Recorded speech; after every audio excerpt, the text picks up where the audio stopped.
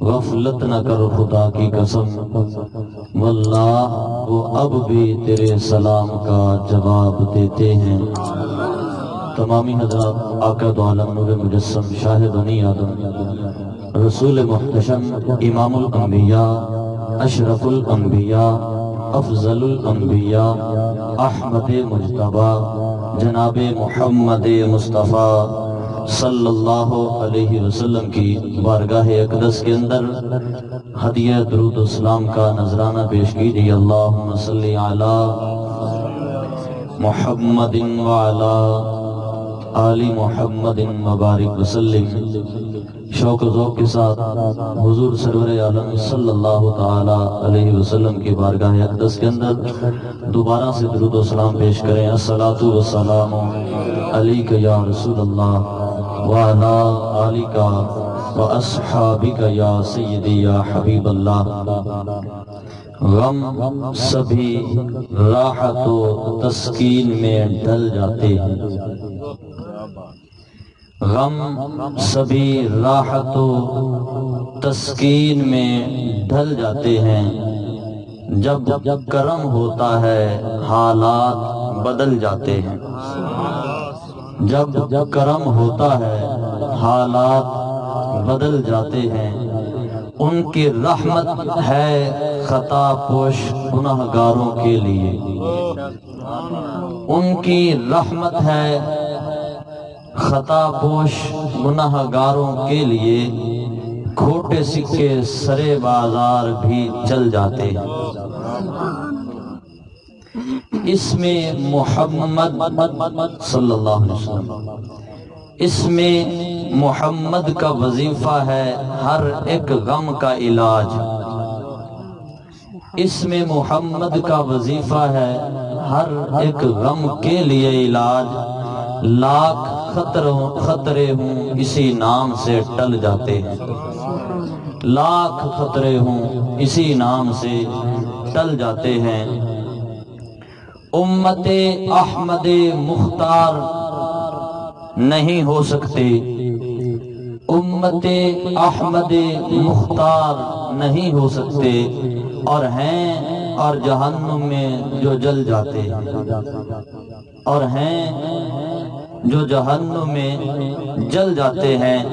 آپ کو کعبہ مقصود ہی مانو خالد، آپ کو کعبہ مقصود ہی مانو خالد، آپ کے در پہ سب ارمان نکل جاتے ہیں۔ اللہ جل شانہ و عم نوالہ و اتم برہانہ کی حمد و ثنا حضور نبی کریم رؤوف الرحیم شافع رحمت عالم نور مجسم رسول محتشم صلی اللہ تعالی علیہ وسلم کی بارگاہ اقدس کے اندر ہدیہ درود و سلام عرض کرنے کے بعد نہایت ہی واجب الاحترام بزرگوں، دوستوں، ساتھیوں، آج کا یہ 12واں کا پروگرام ہمارے علاقے کے عظیم عالم دین حضرت علامہ مولانا مفتی امتیاز حسین قادری حفظہ اللہ اور آپ کے برادران مکرم نے سجایا۔ یقیناً جو بھی قدم قدم یہاں چل کے آیا وہ حضور صلی اللہ تعالی علیہ وسلم کی رحمت سے حصہ پانے کے لیے آیا۔ میری دعا ہے خالق کائنات ہم سب کا یہاں آنا منظور و مقبول فرمائے۔ سامعین مکرم، بندہ ناچیز نے قرآن مجید کی آیت کریمہ کی تلاوت کی۔ رب فرماتا ہے وَرَفَعْنَا لَكَ ذِكْرَكَ، ہم نے آپ کے ذکر کو بلند کر دیا، یعنی حضور علیہ السلام کے لیے فرمایا کہ اے میرے محبوب ہم نے آپ کے ذکر کو بلند کر دیا۔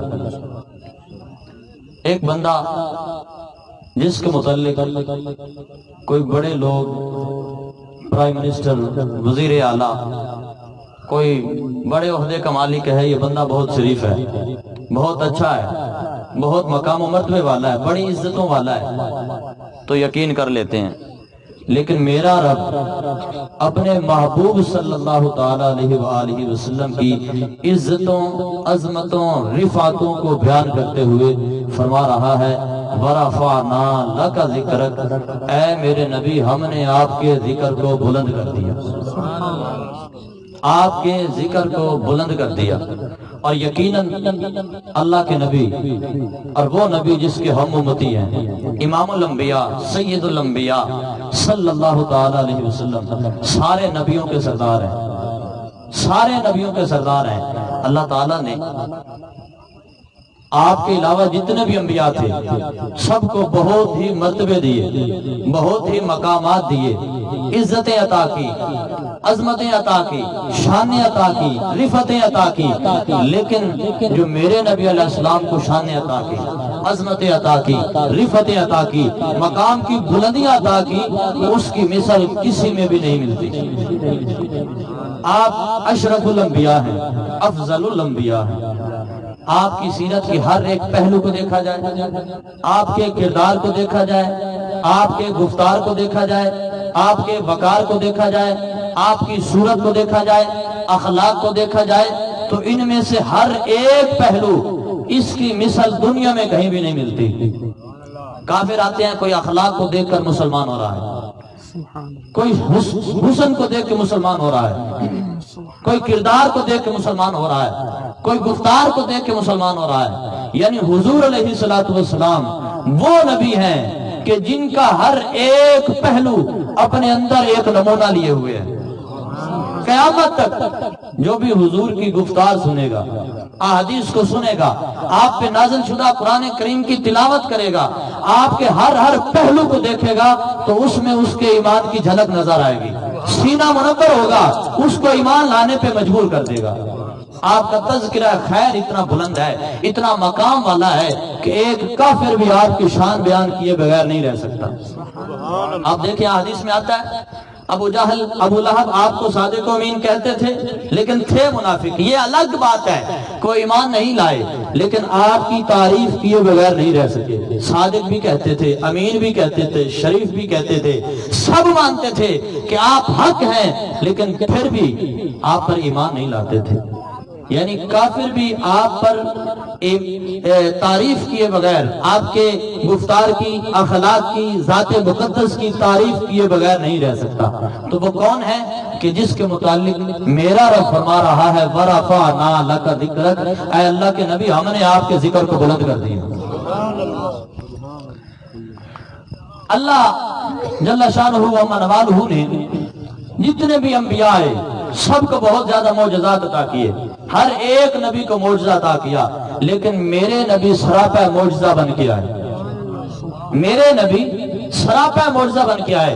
مثال کے طور پر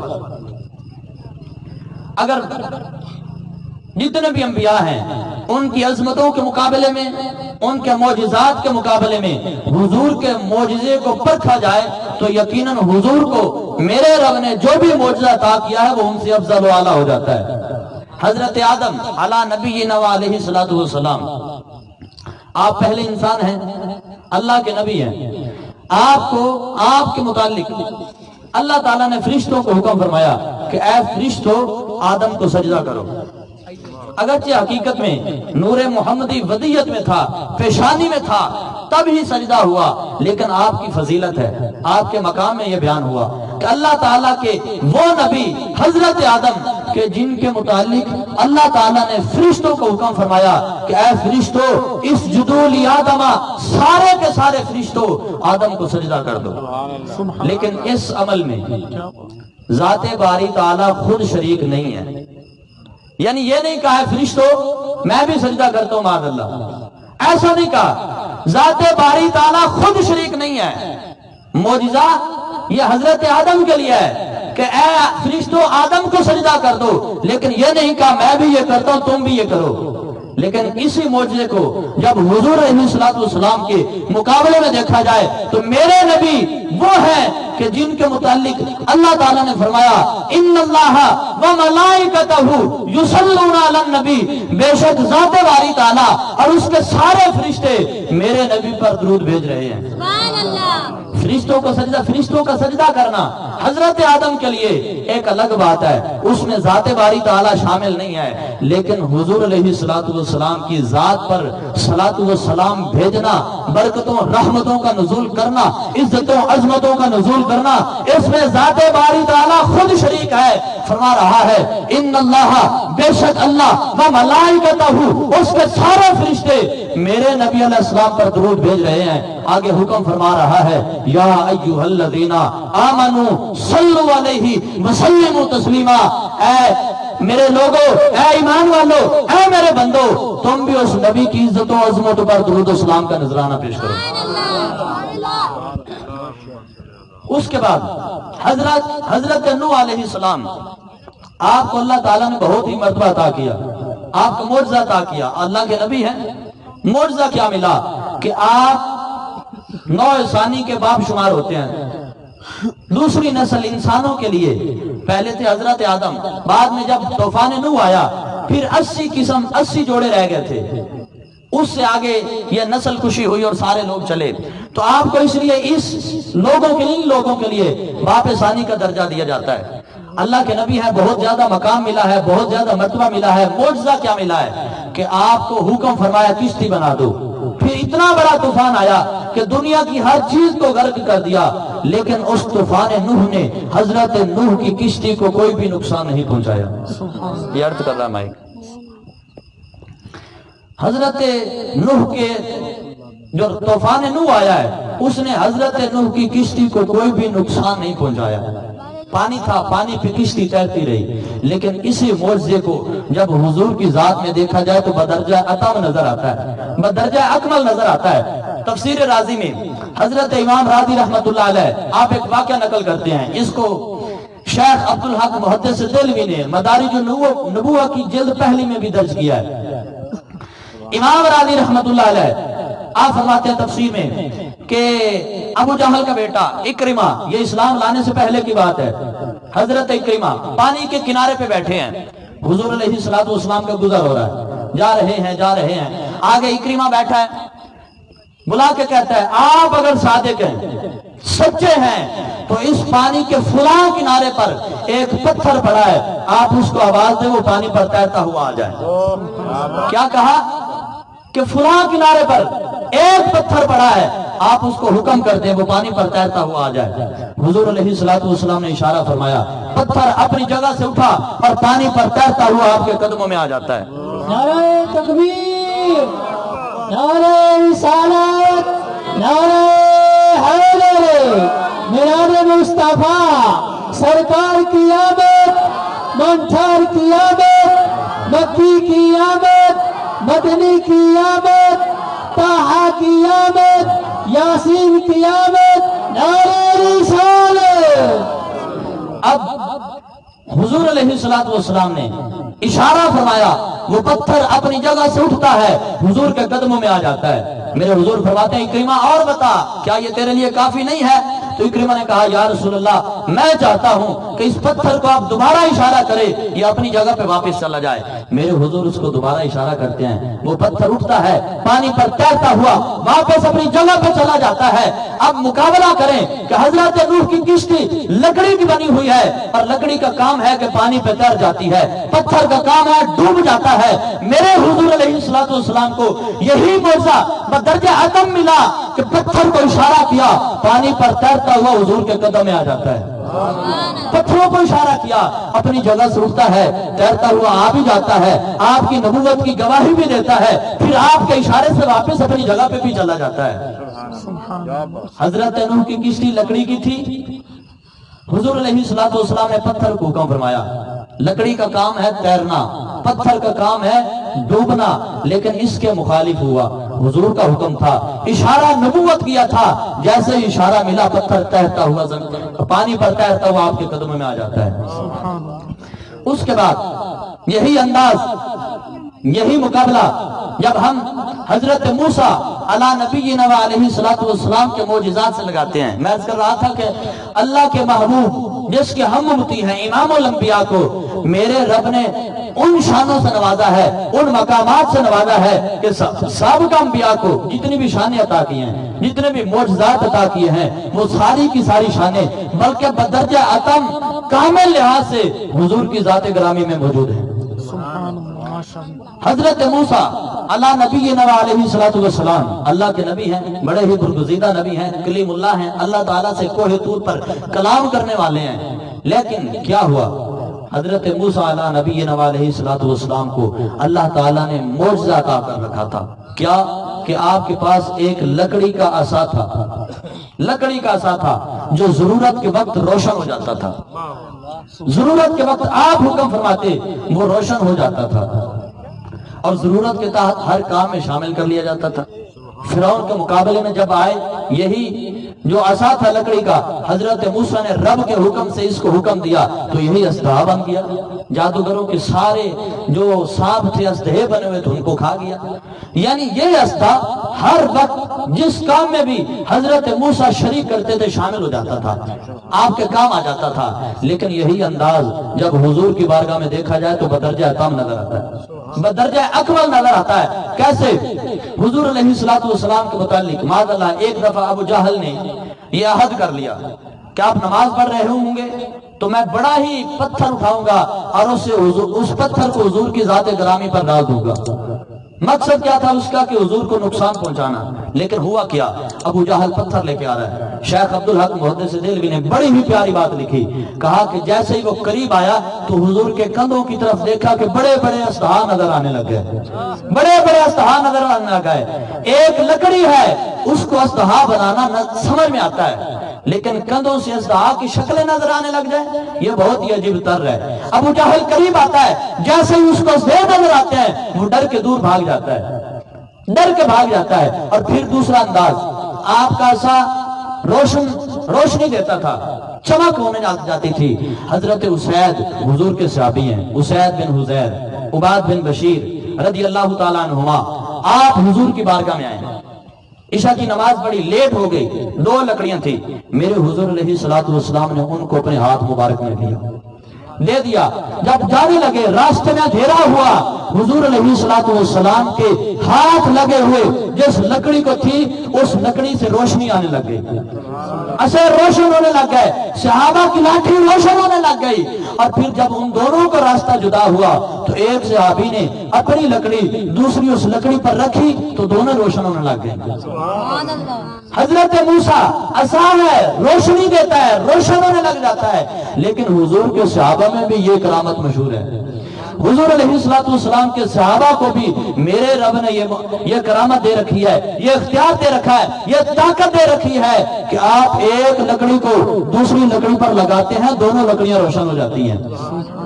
बल्कि हजरत कतादा रज़ी अल्लाह ताला अन्हु के बारे में आता है कि आप हुजूर की बारगाह में हुजूर की बारगाह में हाजिर हैं, इशा उधर ही पड़ी, लेट हो गई। हुजूर अलैहिस्सलातु वस्सलाम ने हुजूर अलैहिस्सलातु वस्सलाम ने आपको एक असा अता किया, लकड़ी अता की, आप उसको लेके जा रहे हैं। हुजूर ने यह भी कहा कि यह 10 गज तक रोशनी देगी, 10 गज तक रोशनी देगी। गैब की खबर बताई, फरमाया फिर घर जाओगे इसका एक काला सांप बन जाएगा, उसको मार देना, मार के बाहर फेंक देना। अब मुख्तार कुल हैं, गैब की खबर भी दे रहे हैं और इख्तियार भी दे रहे हैं, लाठी दे रहे हैं कि रोशन हो जाएगी, साथ ये भी बता रहे हैं कि इस रोशनी से 10 गज तक रोशनी जाएगी और फिर घर जाके ये सांप बन जाएगा, फरमाया इस सांप को मार देना। अब इस मौजज़े का मुकाबला किया जाए हजरत मूसा अला नबीना व अलैहिस्सलातु वस्सलाम के उस मौजज़े से कि आपका आसा रोशनी देने लग जाता था, अस्तहा बन जाता था। लेकिन यही मौजज़ा जब हुजूर की बारगाह में हमने देखा तो हजरत मूसा के मौजज़े से बदरजा अतम बदरजा अकमल मिलता है, बदरजा अफजल मिलता है, बदरजा अशरफ मिलता है। और फिर इसके बाद लकड़ी को रोशन कर देना, यह भी इतना अजीब नहीं है जितना अजीब हाथों की रोशनी हो जाना है, जितना अजीब हाथों से रोशनी हो जाना है। हुजूर की बारगाह में एक सहाबी बैठे हैं, हुजूर अलैहिस्सलातु वस्सलाम ने उसको हुक्म फरमाया कि जाओ अपनी कौम को इस्लाम की दावत दो, اپنی قوم کو میری نبوت کے متعلق بتاؤ، توحید کی دعوت دو، اعلان توحید کرو، میری رسالت کے متعلق بتاؤ۔ وہ صحابی عرض کرنے لگے یا رسول اللہ میں جاؤں گا، میری قوم مجھ سے دلیلیں طلب کرے گی تو میں کیا دلیل دوں گا؟ حضور علیہ السلام نے اپنی انگلی مبارک اس کی پیشانی پہ لگا دی، انگلی لگانے کی دیر تھی پیشانی روشن ہونے لگ گئی۔ حضور نے فرمایا اے میرے صحابی جاؤ اپنی قوم کو اعلان توحید کرو، توحید کی دعوت دو، نبوت و رسالت کی دعوت دو، میری توحید میری نبوت کی دعوت دو، مجھ پر ایمان لانے کی دعوت دو، کوئی دلیلیں طلب کرے اپنی پیشانی چمکتی ہوئی دکھا دینا۔ اور پھر اس کے بعد دوسرا انداز دیکھا جائے، حضرت موسیٰ علی نبینا علیہ السلام، آپ کو اللہ نے یہ معجزہ دے رکھا تھا کہ آپ پتھروں پر وہی آثار رکھتے تھے کہ اس سے پانی کے چشمے جاری ہو جاتے تھے۔ آج بھی بڑے بڑے پہاڑوں سے پانی کے چشمے پھوٹ رہے ہیں، پتھروں سے پانی کا نکلنا بعید نہیں ہے، لیکن اللہ کے نبی کو میرے رب نے یہ معجزہ دے رکھا تھا، اور اسی معجزے کو جب حضور کی ذات کے مقابلے میں دیکھا جائے تو حضور کو بدرجہ اتم معجزہ دیا ہوا ہے۔ کیسے؟ حضور علیہ السلام غزوہ تبوک سے واپس آ رہے ہیں، صحابہ کی جماعت ساتھ ہے، پیاس انتہا کی لگی ہوئی ہے، شدت کی پیاس ہے، گرمی انتہا کی ہے، پانی نہیں ہے، ایک ہی پیالہ ہے جس کے اندر تھوڑا سا پانی ہے۔ ایک جگہ پر پڑاؤ کیا، سارے صحابہ حضور کی بارگاہ میں آ جاتے ہیں۔ وہ بھی یہ سمجھتے تھے کہ ہماری مشکل حل ہونی ہے تو وہ حضور کی بارگاہ سے حل ہونی ہے، ہماری پریشانی دور ہونی ہے تو وہ بھی حضور کی بارگاہ سے ہونی ہے۔ سارے صحابہ حضور کی بارگاہ میں حاضر ہو جاتے ہیں، عرض کرتے ہیں یا رسول اللہ پیاس بھی انتہا کی ہے، شدت کی گرمی ہے، چلا بھی نہیں جا سکتا، سواریاں نہیں چل سکتی، پیاس لگی ہوئی ہے، کوئی اہتمام کر دے، اس مشکل سے دور کر دے۔